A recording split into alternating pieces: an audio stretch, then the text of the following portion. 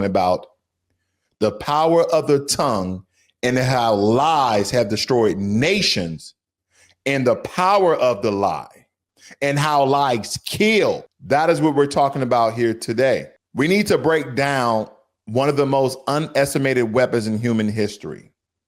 And a lot of people will allude that is the gun, that it is the sword.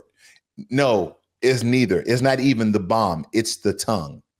That's how most conflicts, that's how most wars, that's how most things occur in our everyday society.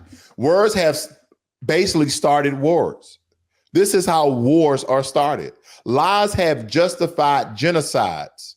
Let's just look at the UN labeled genocide in Palestine by the way of Israel. False claims have unleashed massacres, and what comes out of the mouth can either build nations or burn them to ash. The same doctrine, the same spiritual literature, the same Bible that everybody supposedly read who are either Christians, Jewish. I know they have the Torah. Some of the same lingo and language is in the doctrine, the power of the tongue, the power of the tongue. History is literally littered with examples. Adolf Hitler didn't conquer Europe with tanks alone. He conquered it first with propaganda, with speeches demonizing Jews as vermin and parasites. His word paved the way for the Holocaust, the murder of 6 million Jews and millions of Romanians, Slavic people, and descendants. Because in Rwanda in 1994, radio stations broadcasted messages calling Tutsis cockroaches, just words. But those words triggered 100 days of slaughter where nearly 800,000 people were hacked down with machetes. And believe me, ladies and gentlemen, America is no stranger to this pattern. Lies told by white supremacists and bigots have destroyed Black lives for centuries. And the one death that has been very iconic is the death of Emmett Till, a 14-year-old Black boy lynched in Mississippi in 1955 because a white woman, Carolyn Bryant, lied and said he whistled at her. And then decades later, she admitted she lied, but the lie ended his life, and Till's mother had to bury him with the world watching. And did Carolyn Bryant go to jail? Absolutely not. What about the Tulsa Massacre in 1921, where a white mob burned down Black Wall Street in Greenwood, Oklahoma? Why? Because a Black teenager was accused of assaulting a white woman in an elevator. That accusation was false, but the lie justified planes dropping bombs and mobs killing hundreds of Black people. What about the Scottsboro Boys? In 1931, 9 young Black men accusing of raping 2 white women in Alabama. No evidence, just lies. Yet they were dragged through trials, some sentenced to death, and they were all branded criminals. These are the lies that have destroyed nations. These are the lies that destroyed families and legacies and lineages and people's lineage. I mean, they've destroyed so much. These lies follow a strip. They dehumanize the target group. They call them lazy, violent, and inferior, apes, monkeys, and primates. And then they spread fear that they are a threat to society. We are a threat to society. They justify violence as self-defense or protection. They go after Black empowerment groups like the Black Panther Party, the Black Liberation Army. They go after Black civil rights leaders. The KKK still exists. The white supremacist 1% game still exists. Skinheads still exists. White nationalist Patriot Front groups still exist. The Proud Boys still exist. And when you think about it, that is how Jim Crow laws were enforced. That's how lynching postcards were sold as souvenirs. That's how the FBI under J. Edgar Hoover targeted Black leaders like MLK Jr. and lies and smear campaigns. All these different leaders that were taken down by lies, by propaganda. If you look into one of our great master teachers like James Baldwin once said, the most dangerous creation of any society is that the man who has nothing to lose. But I'll add just this. The most dangerous creation is a society that allows lies to become law. What does that remind you of? It reminds me of this. It reminds me of the lie that's being told around the world about Charlie Kirk. They want us to ignore lies that have been told about Black people for a very long time. They want us to believe that these lies are indeed the truth. And unfortunately, there's a substantial percentage of our population that are believing the lies that are coming from the other side.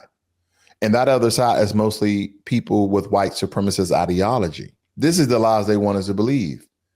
It's the power of the tongue. And if we pull receipts out, ladies and gentlemen, the Equal Justice Initiative documents over 4,400 racial terror lynchings between 1877 and 1950. Most started with whispers, rumors, and lies. The Federal Housing Administration manuals from 1930s that spread the lie that Black families would ruin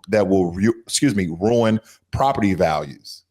That lie birthed redlining, stripping Black wealth for generations, all based upon lies. The New York Times archives show how newspapers amplified false accusations against Black men, sparking white mobs to riot in East St. Louis in 1917 and Rosewood, Florida in 1923. Words kill even without a bullet.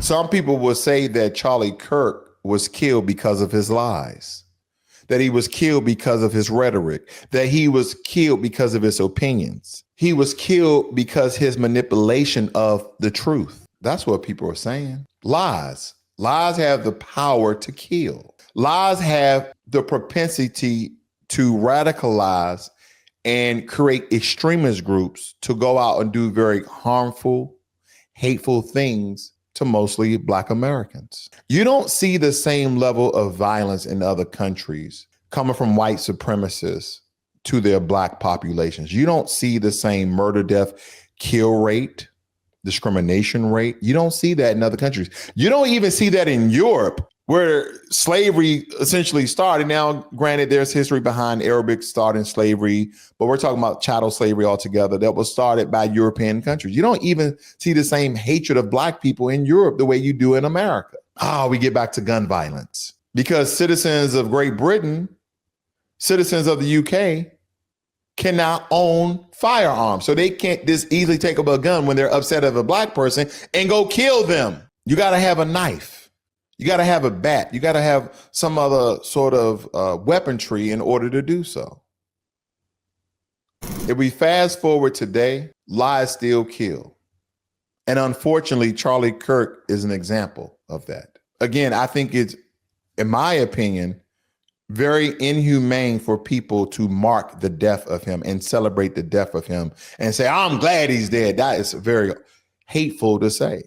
Especially people who supposedly are Christians, who are supposedly Buddhists, who are supposedly practice the Hindu faith, who are supposedly Jewish, who are supposedly all of these different, very peaceful religions that they state that they are part of or that they believe in.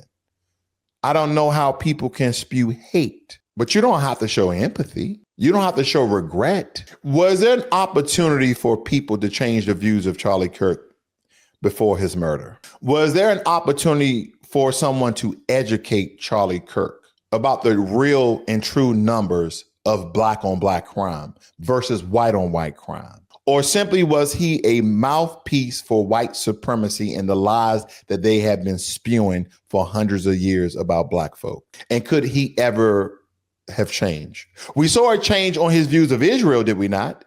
He started to question some of the actions of Israel, did he not? But to tell you the truth, ladies and gentlemen, my personal opinion would be no, he wouldn't change his views because that doesn't coincide with his base. That is my opinion. But me being neutral in some regards, it's a possibility. I believe there's a possibility for everyone to change. But then my own personal views and opinion believe that some people will never change. And we heard lies from the Democrats as well. Lies about people being super predators, justified mass incarceration in the 1990s. That came from the Democrats. That came from Joe Biden and Bill Clinton. Lies about COVID being a hoax.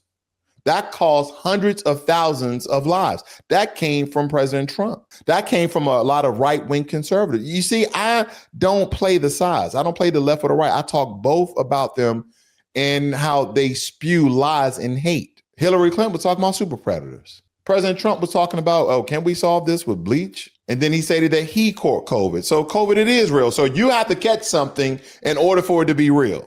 And then he said that his doctor came up with some sort of concoction that cured him of COVID. The power of the lie. And how so many people are easily manipulated through propaganda. And propaganda is just a fancy word of people telling lies that they know that will manipulate people and create extremists. The power of the tongue, ladies and gentlemen, is timeless, and people won't stop lying because people get paid millions and billions of dollars to continue lying. The question is, do we let lies continue to weaponize our society? Or do we hold truth as a shield that saves lives? They're even lying in history books. The changing words in history books talking about that Black people that were brought over here from Africa were immigrants. That Black people that were brought over here were laborers. No, they came over here as slaves. And then those indigenous Black people that were already here, they were enslaved as well. We have lies everywhere we go. And if the people do not educate themselves, the same way that you may be watching this video is the same way that you need to research every single thing that I'm speaking of. Do not take my word for it. I say it all the time. Do not take my word for it because I know it's quick. It's easy just to watch a video. And some people, I don't feel like reading, I don't feel like that. And people just find other things to do other than just go and read it for themselves. And now today, ladies and gentlemen, AI, you can just type a question or a whole slew of questions inside of AI and it will give you the answers and tell them to be truthful, accurate, and factual. Don't lean left, don't lean right. Just give me the truth. Give me the statistics. Give me the data. Give me historical facts. Give me evidence. That's when you start coming to the truth. Don't believe my rhetoric. Don't believe my propaganda. Don't believe my lies. Don't take me for face value. But I base this platform, Blacklogic, based upon the truth. You guys have a great and wonderful evening.